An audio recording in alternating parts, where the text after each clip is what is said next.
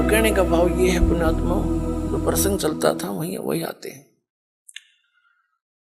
कि जैसे क्या मांगू कुछ थिर ना रहाई, और देखत नैन चला जग जाई, 1 लाख पूत 1.25 लाख नाती, और उस रावण के आज दीवान बैठी के मांगे यहाँ की घटिया वस्तु।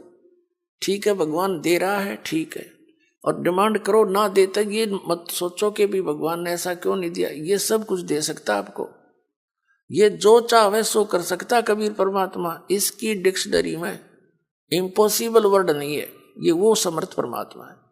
लेकिन बात यही ध्यान में रखना कि डॉक्टर उसी को वही वस्तु अलाउड करेगा जो उसके रोग में बढ़ावा, नहीं रोग ने सहयोगी हो। तो ये भी आप ध्यान रखना, ऐसी वस्तु आपको यहाँ से मिलेगी नहीं जो आपकी भक्ति का नाश करे, और बाकी आपका काम कोई 8 लगेगी नहीं। ये सत्कर मान लियो, बेसिक लिख लेना कि तक कोने में डायरी के।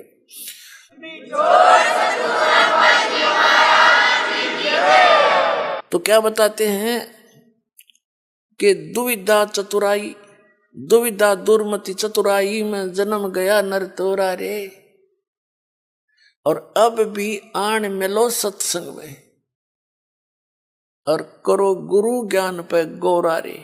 यानी गौर करो, इसमें गड़े ध्यान से विचार करो जो गुरु जी ज्ञान बताते हैं। फिर बताते हैं कि शरण पड़े को गुरु संभाले, जान के बालक भोला रे, और कहे कबीर तुम चरण चित राखो, ज्यों सुई में डोरा रे। जैसे सुई में धागा डाल देते हैं और नीचे गांठ लगा देते हैं, धागा उस सुई के लटकता रहता है, उसके ऐसे चिपटा रहता है, उसे दूर नहीं हो सकता, उसको साथ साथ ले जाएंगे, साथ लटकता जाएगा। कहते हैं शरण पड़े को गुरु संभाले, जान के बालक भोला रे। पुणात्मा जैसे जितने भी दास ने बहुत इतिहास दिखाए, नकली ऋषि में ऋषियों के संतों के, सभी का विधान है कि जो कर्म में भाग में लिखा है वो तो आपने भोगना ही पड़ेगा। भाग्य में जो लिखा है उसको प्रारब्ध कहते हैं, प्रारब्ध। अब प्रारब्ध में हमने जो दुख भोगने पड़ेंगे, फिर भक्ति की आवश्यकता क्या है? कौन करेगा भक्ति? 1-2 चोटी सी लाग जब आदमी फूक देगा ठा के सारी मूर्तियां नरुन फोटुआ ने, तो क्या कैसे भक्ति कर सकता है? दिल टूट जाता प्राणी का। भक्ति करने की उत्साह तभी बनता है जब आदमी आने वाली आपदा का पता लग जाता कि ऐसा होना था, और फिर एकदम परमात्मा उस बला को टाल देगा आपकी, और आपको महसूस भी होगा सचमुच आज शरण में ना होते थे, बिजली गिर गई थी। तो फिर दूनी रुचि बनेगी भक्ति में। तो क्या बताते हैं कि जब तक आप गुरु की शरण में नहीं आते तो तब तक आप बालक थे, भोले बालक थे। और छोटा बच्चा अबोधपने में जैसे पालने में लेटा है बच्चा, बेटा या बेटी, और टट्टी पेशाब कर दिया कपड़ों में ही, और हाथ पैर मार के सारे कपड़े भी खराब, पैर पूर भी लथेड़ लिया लपट के टट्टी में, और फिर रोने लगता है, तो माता समझ जाती है कि इसने कोई भूख लगी होगी। वो जाती है उसको संभालने के लिए, तो क्या देखती है? सारे कपड़े भी खराब कर रखे, टट्टी भी कर रखी, पेशाब भी कर रखे। तो उसने बालक बुरा नहीं लगता, उसको पता है, इसने पता को नहीं, ज्ञान है माने कि इसको पता नहीं, बालक से उसको ऊपर कोई दोष नहीं, कोई क्रोध नहीं करती। उन्हें उठावेगी, धोवेगी, मांजेगी खूब अच्छी तरह, कपड़े धोकर सुखावेगी, नए पर आवेगी, और छाती के लावेगी, फिर लाड करेगी, दूध पिलावेगी।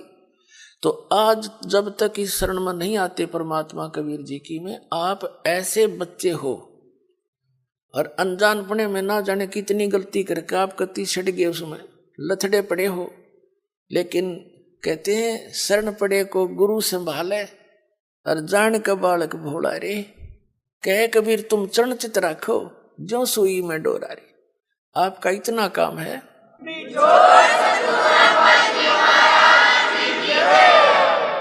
आपके जो प्रारब्ध में जो पहले के जितने भी पाप थे वो आपके साथ लपेट के भेज रखे काल ने।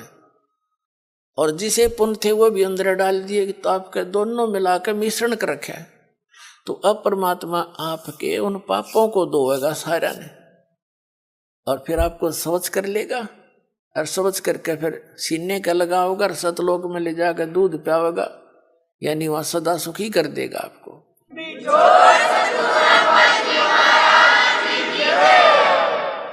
शरण पड़े को गुरु संभाल, जान के बालक भोरा रे, कह कबीर तुम शरण चित राखो।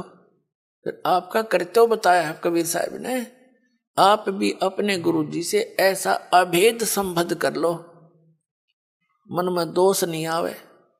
जिस दिन आपके गुरु जी के प्रति कोई विकार आता है, यानी कोई कमजोरी झांकते हो गुरुदेव के अंदर, तो उस दिन आपका नाम खंडित हो जाता है। और काल यही चाहता है कि ये एक बार संत से इसका कनेक्शन कट जा, फिर यो कितना धक्के खाए जाइयो, कहीं तेरा लंबा चौड़ा क्षेत्र है इसका, तो फिर इसको यही उलझा कर मार देता है।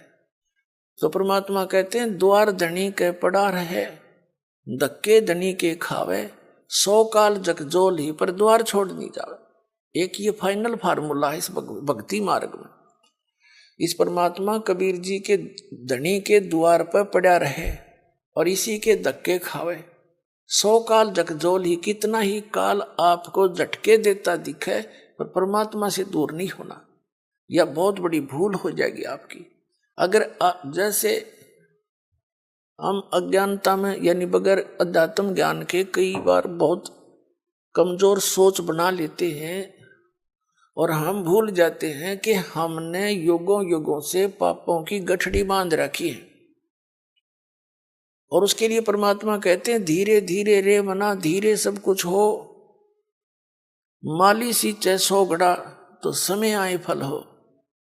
आप जी ने भक्ति का बीज ईब बोया है कितने युगों के बाद, अभी तक आपकी पिछले संस्कार ही चल रहे थे, और कहीं थोड़े बहुत पुण्य कर दिए, कितने दाने डाल दिए, को छोटे मोटे पुण्य, वो स्वर्ग में बर्बाद कराए आप। पुण्यात्माओं, ये भक्ति युग है। अब ये चौथा युग का बीच का समय है। इसमें अब कई करोड़ यानी पूरे विश्व में ये भक्ति पर लगेंगे प्राणी, अरबों खरबों की संख्या में।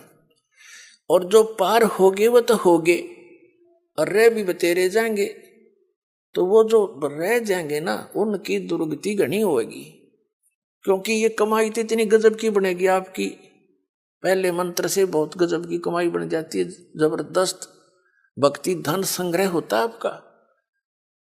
और फिर उनके अगर आप पार नहीं हुए तो क्या करेगा आपके साथ में। जैसे आपकी भक्ति धन इन ऊपर के लोकों में आपको इनका प्रतिफल मिलेगा, जब सतलोक नहीं जान पाए तो फिर ऐसे बनेगी आपके साथ। इस मूल कमल में गणेश जी का जाप है, आपको दिया जाता है, इसका भक्ति धन आपका इकट्ठा हो रहा है, और पार हुए नहीं तो आगे छड़ी यही रहेगी आपकी। फिर ये लुटेरे आपको टर्न बाई टर्न लूटेंगे। आप गणेश जी के लोक में जाओगे, वहां गण बना देंगे आपको, आपकी पूंजी होगी, रेस्टोरेंट तैयार है, उसका कमीशन है इन देवताओं का। जैसे होटल के मालिक होते हैं उनका कमीशन होता है वो अलग से, यानी उसमें अपना न्यारा चार्ज लगाते हैं उस बिल में। तो आप कहीं किसी में 10% आपकी कमाई से, किसी में 15%, किसी में 20-25%, ये अपना लेते हैं, तब अपना गुजारा चला रहे हैं। ये कंगाल लोग है 21 ब्रह्मांड तक का उस सतलोक की दृष्टि में।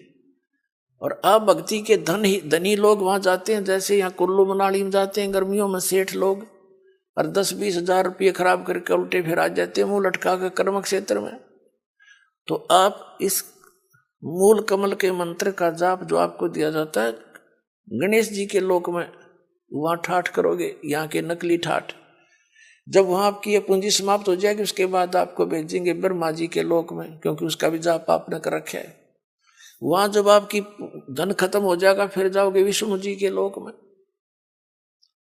क्योंकि उनका भी आपने धन इकट्ठा कर रखा है, फिर उसके रेस्टोरेंट में वहां रहोगे। उसके बाद फिर जाओगे आप श्री शिव जी के लोक में, उसकी भी कमाई करते हो, मंत्र जाप करते हो। फिर जाओगे दुर्गा जी के लोक में, और वहां भी जब समाप्त हो जाएंगे फिर आपके 2 मंत्र का जाप और रह गया, ये 2 अक्षर का सतनाम का जाप। तो उससे जाओगे आप फिर ब्रह्मलोक में, इस काल के निज लोक के अंदर। वहां कोई हजारों युगों तक आप उस ब्रह्मलोक में रहोगे। वहां इस ओम के धन को खत्म करके फिर वापस आओगे, और फिर इस सतनाम के अंदर जो दूसरा मंत्र है, इसने काल ने उस ब्रह्मलोक में जीव को धोखा देने के लिए नकली सतलोक, नकली अलखलोक, नकली अगमलोक और नकली अकैलोक बना रखे। तो उस पूंजी को फिर ये आपकी वहां बर्बाद कराओगा। फिर रह गया आपका जिसको सार नाम प्राप्त हो गया है और वो पार नहीं हुआ। जरूरी नहीं कि सार नाम मिलते ही पार हो जाओगे, ये तो परमात्मा ने कहा है राम नाम रटते रहो, राम नाम रटते रहो जब तक घट में प्राणे, भाई कभू तो दीन दयाल के भनक पड़ेगी कान। परमात्मा कबीर जी कहते हैं पाकी खेती देख के गर्भियो मत किसान, अब हूँ झोले बहुत हैं, घर आ ले तब जाने।